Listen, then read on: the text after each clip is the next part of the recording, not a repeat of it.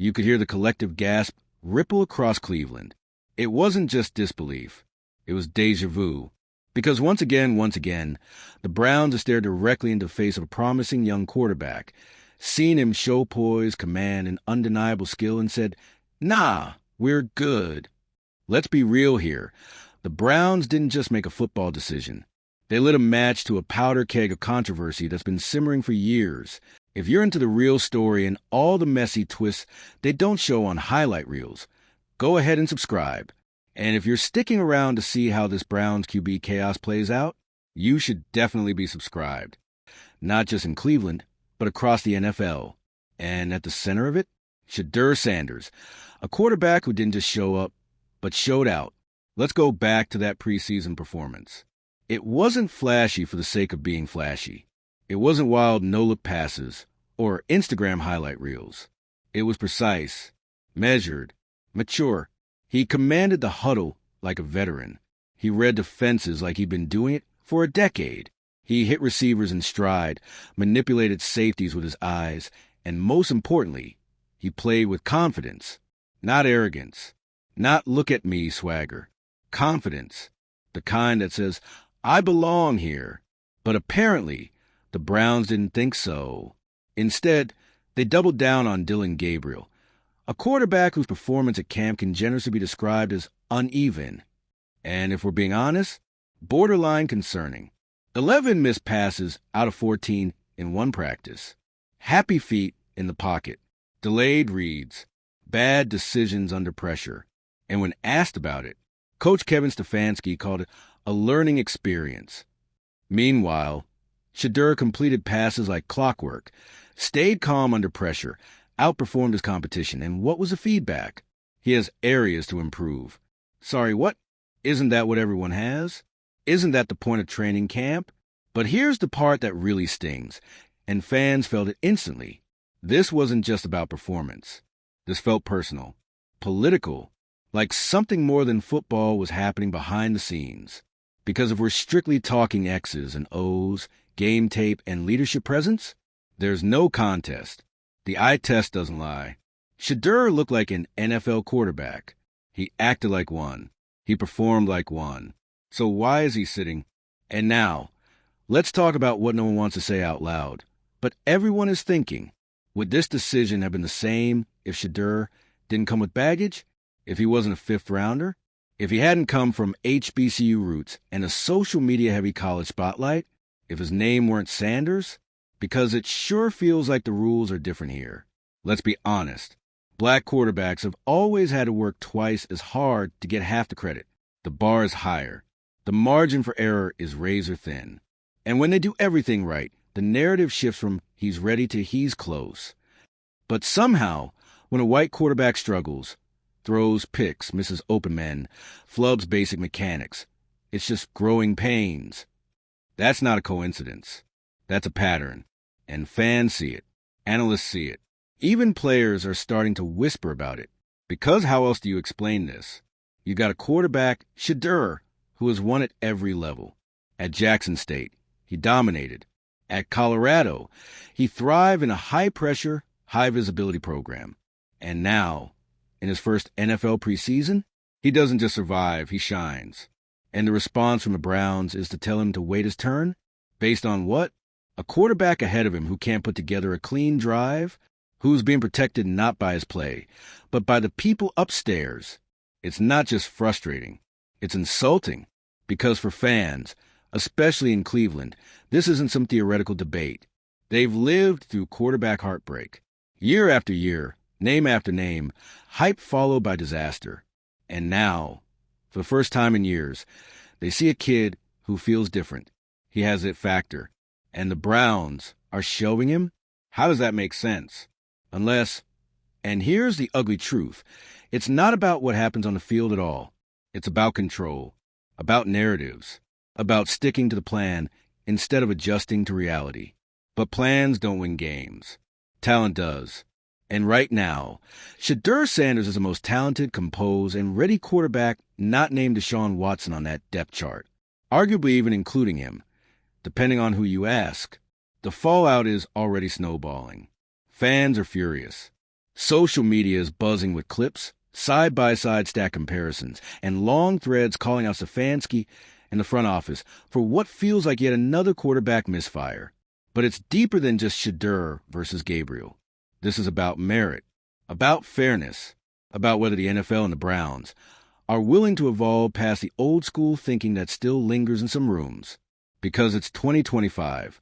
And in 2025, a rookie quarterback with brains, discipline, talent, and humility shouldn't have to wait behind a guy who keeps giving the ball away and can't take accountability. It's just not defensible. And you know what's coming next. The Browns are taking a gamble, and not the good kind. If Gabriel struggles in the regular season, and based on what we've seen, that's likely, the pressure on Stefanski and the front office will explode. Every missed read, every bad throw, every turnover will echo back to this decision. Every time Shedeur sits on the sideline holding a clipboard while fans chant his name, that's a ticking clock. The team will have to explain it over and over. And if they finally do put Shedeur in later in the season, it won't be a triumphant debut. It'll be a desperate pivot. One that fans will say should have happened weeks earlier. That's the danger of waiting too long to do what everyone already knows is right. The Browns had a chance to lead with vision, to let the best player play. Instead, they chose politics, status quo, caution, and it might cost them everything. The takeaway? The Shedeur-Sanders situation is bigger than one roster decision. It's a mirror being held up to the NFL and to a Browns organization that's made a lot of wrong turns in its search for a franchise quarterback. The question now is simple. Will they finally listen, or will they watch another generational talent walk away because they were too afraid to admit he was ready all along? You ever notice how the Browns never quietly make a mistake? It's always loud, messy, public, like clockwork. Cleveland manages to take something hopeful, something pure, like a rookie quarterback who actually looks apart, and bury it under layers of drama, deflection, and good old-fashioned dysfunction. And with Shedeur-Sanders, it's deja vu with a modern twist. Because what's happening right now isn't just another quarterback controversy. It's the perfect storm of old-school football politics, unspoken bias, and a front office terrified of admitting their pecking order got disrupted by a fifth-round pick with star power. And if that sounds dramatic, good, because it is. Shedeur didn't just outplay Dillon Gabriel. He exposed the gap between what's working and what's comfortable. And in Cleveland, comfortable has been killing this team for years. Let's be blunt.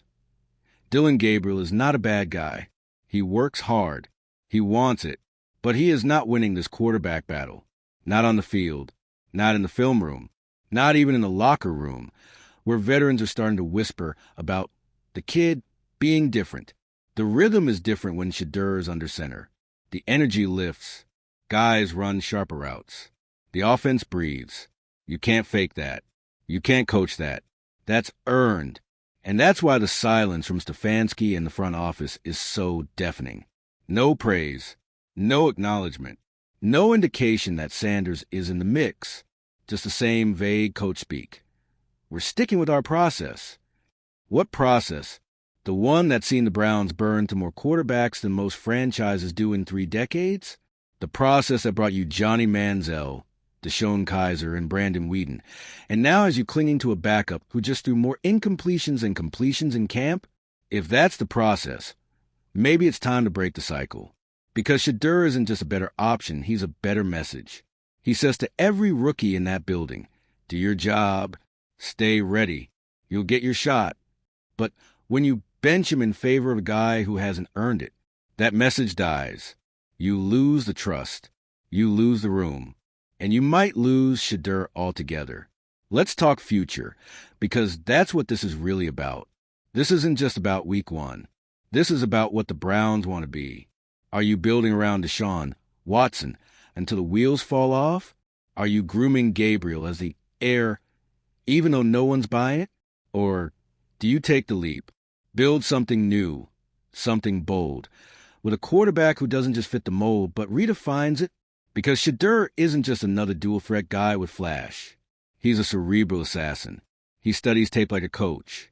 He's not out here chucking 60-yard bombs just a trend on TikTok.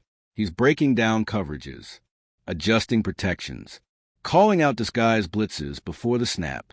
You know what that sounds like? A franchise quarterback. But instead of recognizing that, the Browns are slow playing him like he's a gadget player, a luxury, a down-the-road kind of option. He's not. He's now. And here's where it gets even worse. The longer the Browns pretend this isn't conversation, the more they back themselves into a corner. Because at some point, Shedeur's going to get an offer, a whisper, a request. His camp is going to say, if they're not going to use you, let's find someone who will. And suddenly you're watching him start for the Rams or the Vikings, lighting up Sunday Night Football, while Cleveland clings to a quarterback room built on safe choices and old mistakes. It happens all the time. Russell Wilson, Tom Brady, Brock Purdy. Teams let go guys they couldn't see for what they were, until it was too late. The difference? Shedeur's already showing it. He's not a maybe. He's not a what if. He's right there. And the only reason this is even controversial is because it's happening in Cleveland, where good things aren't allowed to happen cleanly. Let's look at the fan reaction, which is a masterclass in knowing exactly what's up. They've seen the throws, the pocket presence, the sideline leadership. They saw the post-game interview where Gabriel threw a passive-aggressive jab, and Shedeur just smiled, took the high road, and praised the team. They saw how Sanders handled the snub, with class, with silence, with more work. You know what that tells them? He's ready for more than just the job. He's ready for the weight that comes with it. This fan base knows. They're not asking for a miracle. They're asking for common sense. Let the guy who played the best play. It's not complicated. It's not political. It's football. But when front offices start caring more about where a guy was drafted than what he's actually doing, that's when teams lose their way. And Cleveland? They've been off course long enough. Now, they've got a compass in the room. A quarterback who not only leads but listens, who puts his head down and delivers, who doesn't ask for headlines, just snaps. If they miss this window, they'll regret it, not just because Shedeur will succeed somewhere else, but because they'll know they had it. They had him, and they fumbled it.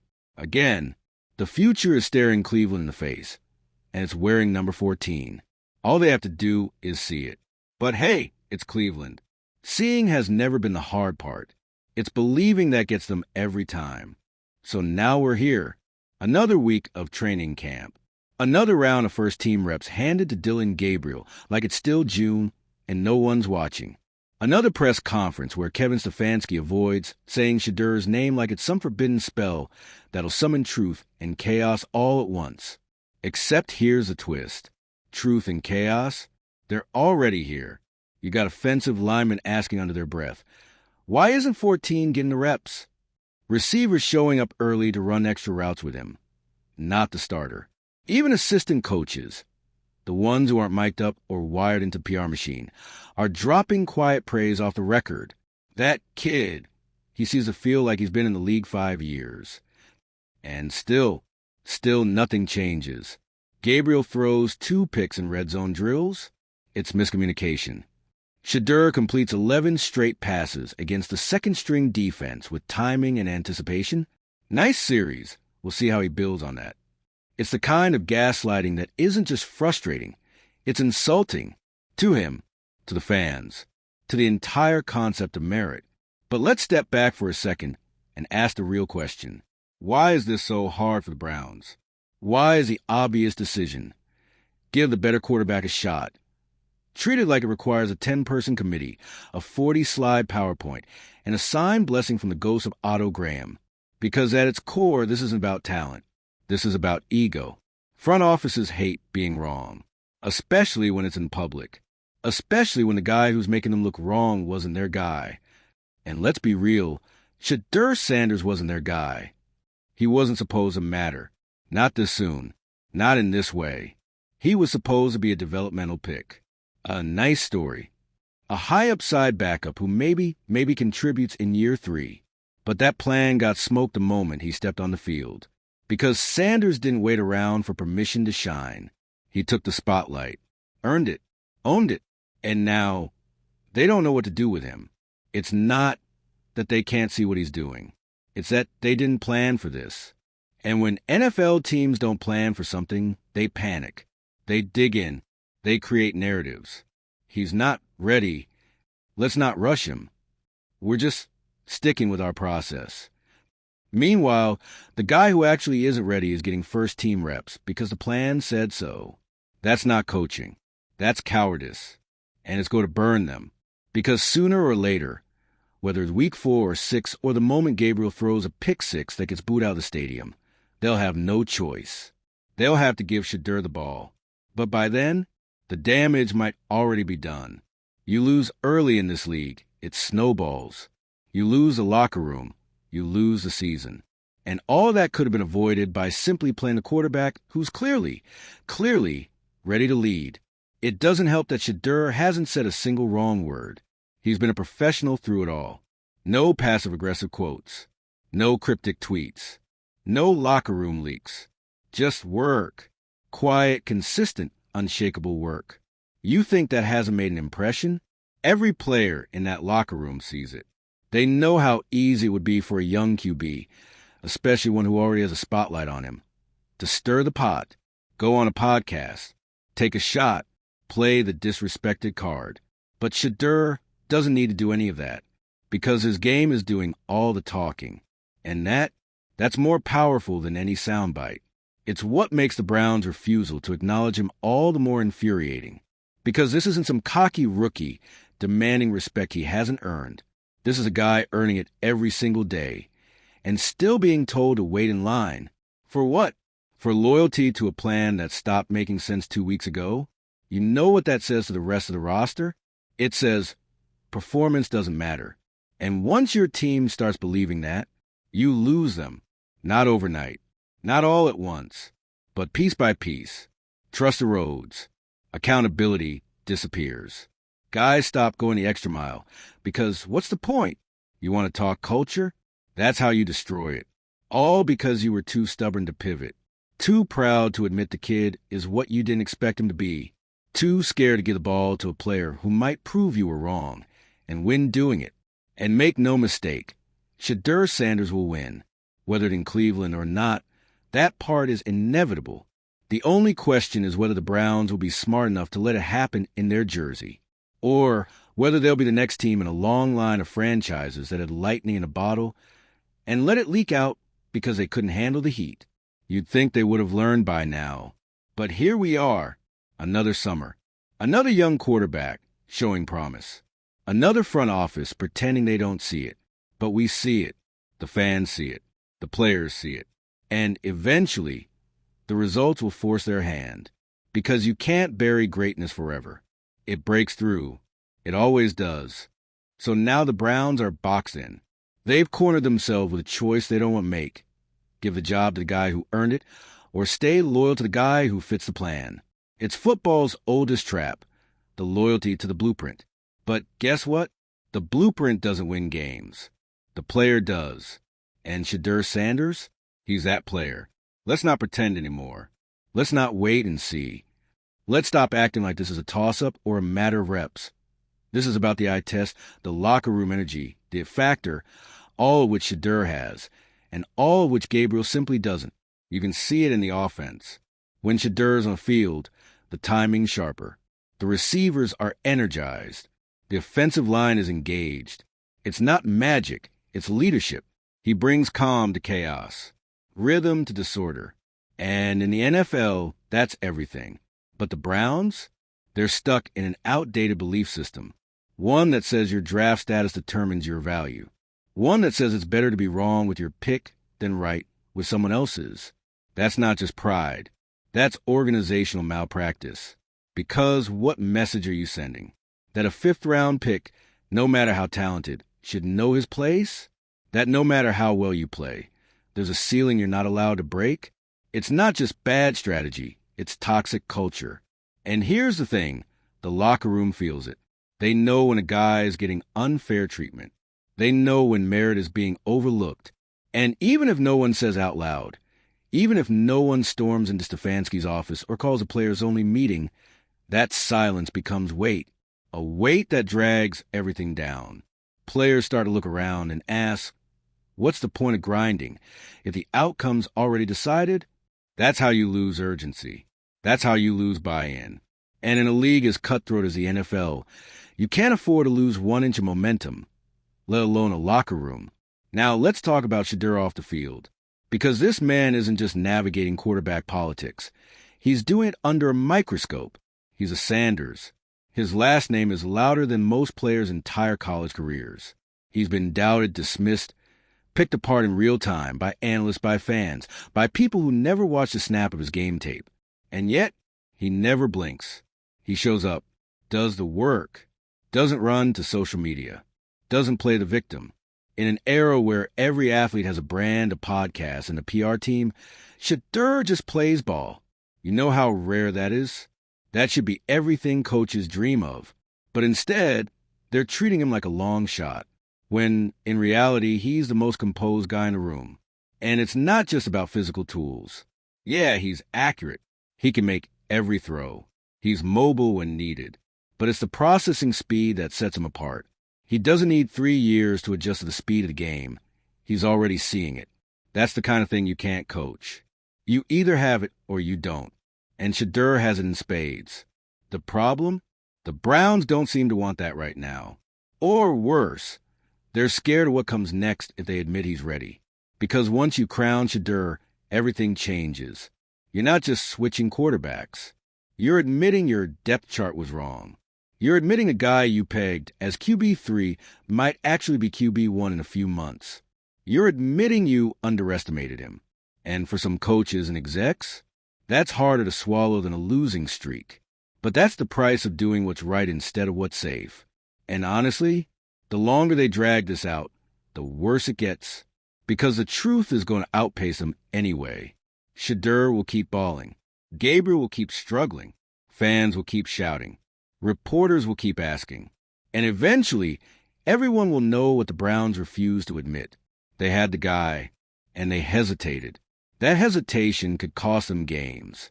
But more than that, it could cost them the trust of the future. Because if Shedeur ends up somewhere else, where he's appreciated, where he's given the reins, where the offense is built around his strengths, and he succeeds, Cleveland's going to have to live with that. Not for a week, not for a season, but for years. You think fans will forget that? Not a chance. They'll talk about it every time the Browns blow a lead in the fourth quarter. Every time Gabriel checks down on 3rd and 12. Every time Shedeur's highlight tape runs across their TV in a different jersey. And you can't PR your way out of that. You can't bury that narrative. It's already written. Unless they act now. Not in October. Not when they're 2-5 and desperate. Now, make the hard choice. Start the better quarterback. Build the offense around him. Let him lead. Because Shedeur Sanders isn't just a good story. He's a good decision. A decision they've been scared to make, but one that could save their season. Maybe even their future. But hey, if the Browns have proven anything, it's that they like to learn the hard way. Let's see if this time is any different.